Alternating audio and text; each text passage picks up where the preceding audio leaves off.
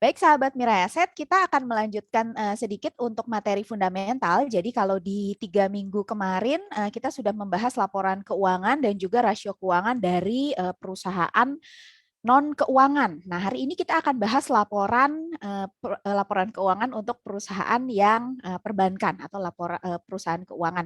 Nah, sahabat Miraset, mungkin sahabat Miraset sebelum kita sampai ke laporan keuangan, sahabat Miraset perlu memahami alur dari bisnis perbankan.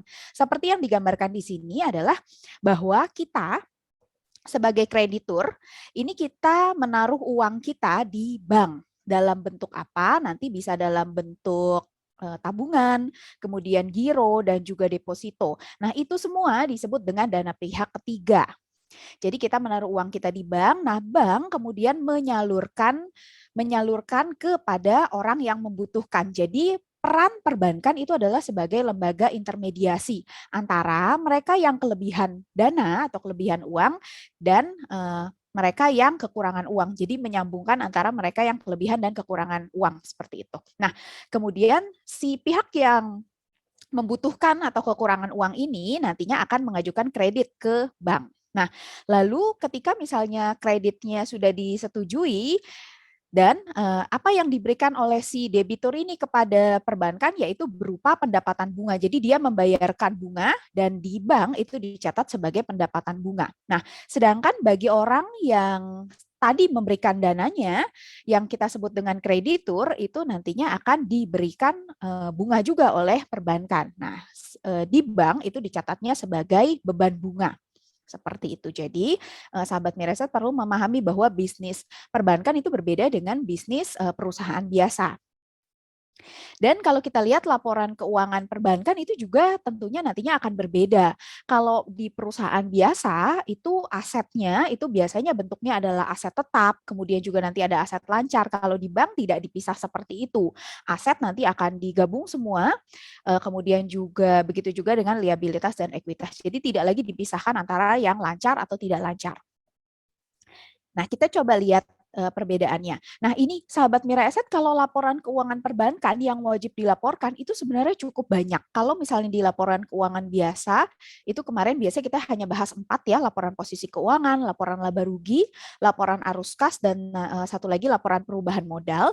Nah, kalau di bank itu ada 9 yang wajib dilaporkan. Selain 3 yang sudah pasti yaitu laporan posisi keuangan laba rugi dan arus kas, nanti ada tambahan laporan rasio keuangan. Nah, ini rasio keuangan kita akan bahasnya minggu depan karena memang rasio keuangan perbankan juga berbeda dari perusahaan biasa. Nah, selain 4 ini ada laporan perhitungan untuk KPMM, kemudian komitmen dan kontingensi, kualitas aset produktif, cadangan kerugian penurunan nilai, dan juga transaksi spot dan derivatif. Dan kalau kita lihat di laporan posisi keuangan, nanti akan ada contohnya. Nah, sahabat Miraset itu ada banyak sekali item di sana, tapi yang kita perhatikan biasa adalah item-item yang memang nilainya besar. Contohnya untuk di laporan aset, itu apa aja yang besar? Yang pertama itu adalah penempatan pada Bank Indonesia.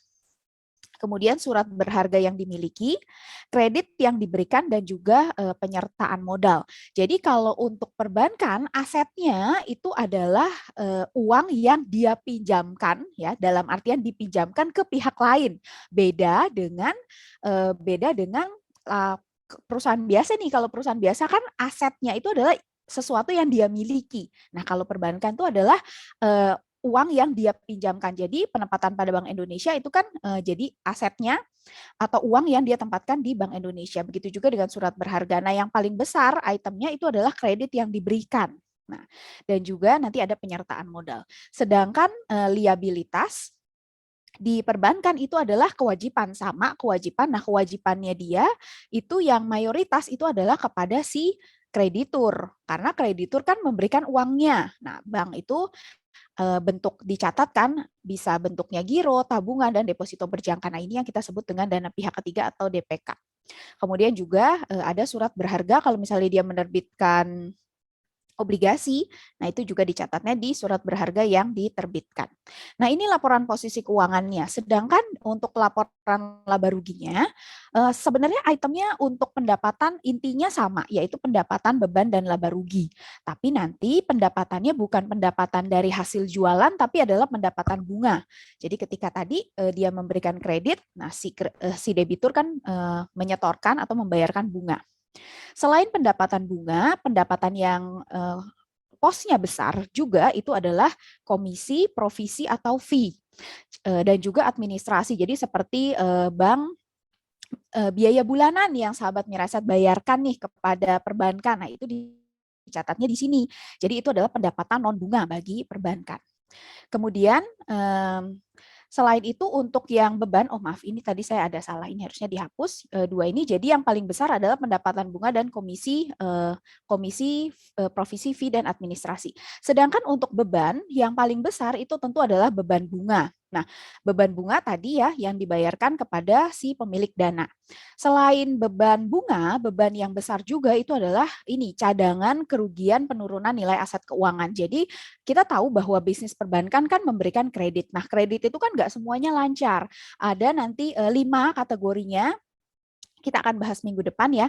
Jadi itu ada yang lancar, ada yang tidak lancar. Nah, di yang 345 yang masuk dalam kategori 345 itu harus dibuatkan cadangannya seperti itu. Nah, jadi itu akan dicatat oleh bank itu sebagai beban. Nah, selain beban ini, kerugian penurunan juga ada beban tenaga kerja yang harus ini adalah terutama beban karyawan, begitu. Nah, ini sahabat Mirasyat, kita coba lihat contoh laporan keuangan Bank BRI. Nah, di sini ini laporan keuangan Bank BRI, ini contoh laporan posisi keuangannya. Jadi kalau sahabat Mirai Aset buka di web BRI itu nanti biasanya bentuknya dibagi jadi 4. Jadi beda, kalau laporan keuangan biasa kan isinya hanya 2 angkanya.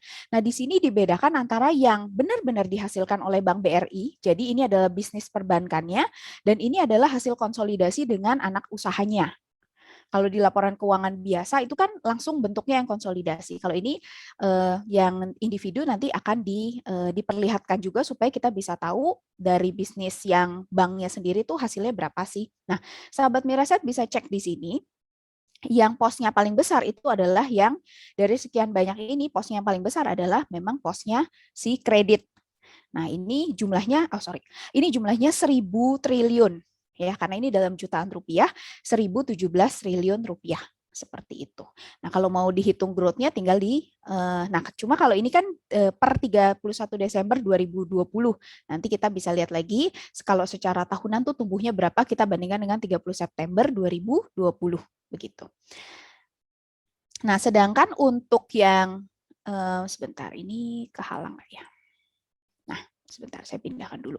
Nah, untuk yang di liabilitas, giro, tabungan, dan deposito, dari yang bagian ini, sahabat Mirasyat bisa cek bahwa angkanya yang paling besar itu adalah yang 3 ini. Giro, tabungan, dan deposito. Ini yang kita sebut dengan dana pihak ketiga. Begitu. Dan ini untuk laporan posisi keuangannya, untuk laporan laba ruginya. Nah, laporan laba ruginya, kita lihat di sini pendapatan yang paling besar itu adalah yang paling atas ini pendapatan bunga. Dikurangi dengan beban bunga, itu kita dapatkan pendapatan bunga bersih. Nah, ini kalau kita hitung, kalau mau dicari growth-nya tinggal dihitung saja, dibandingkan. Yang kita lihat yang konsolidasi. Kalau ini yang hanya dihasilkan oleh perbankan. Karena selain bisnis bank, tentu biasanya ada bisnis yang lain yang terkait dengan keuangan, misalnya seperti asuransi, seperti itu. Nah, kemudian, nah ini kan contohnya yang asuransi ini juga dimasukkan di sini, ada pendapatan premi, ada beban klaim, begitu. Kemudian kita bisa hitung untuk growth-nya itu dari angka yang sudah ditotalkan secara konsolidasi di sini. Jadi pendapatan bunga bersih serta pendapatan premi dari Bank BRI itu kalau kita lihat nilainya adalah 72 triliun rupiah. Kemudian untuk beban di sini sahabat Mirasyat juga bisa lihat tadi beban yang terbesar itu ada di ini kerugian penurunan nilai aset keuangan. Ini yang tadi pencadangan untuk kredit bermasalah. Dan juga di sini ada beban tenaga kerja yang memang nilainya signifikan. Nanti kita bisa hitung kemudian untuk laba bersihnya sendiri di bagian bawah ini ya laba bersih periode berjalan yang dapat diatribusikan kepada pemilik yang ini 19,3 triliun dibandingkan dengan tahun lalu yaitu 14,1 triliun. Satu lagi sahabat Miraset, mungkin ada yang bertanya-tanya nih kan di laporan di sekarang kan ramai nih bahwa perbankan harus punya modal 3 triliun rupiah atau 2 triliun rupiah di tahun ini. Nah, modal inti itu dilihatnya dari mana? Modal inti itu kalau kita buka nih laporan perhitungan kewajiban penyediaan modal minimum atau KPMM, kita bisa lihat di sini contohnya seperti Bank BRI modal intinya adalah 221 triliun rupiah. Seperti itu. Nanti sahabat Miraset bisa coba lihat sendiri dan untuk minggu depan kita akan bahas rasio keuangannya dari perbankan. Demikian materi dari saya, terima kasih dan untuk selanjutnya akan disampaikan materi dari Pak Yudi. Silakan Pak Yudi.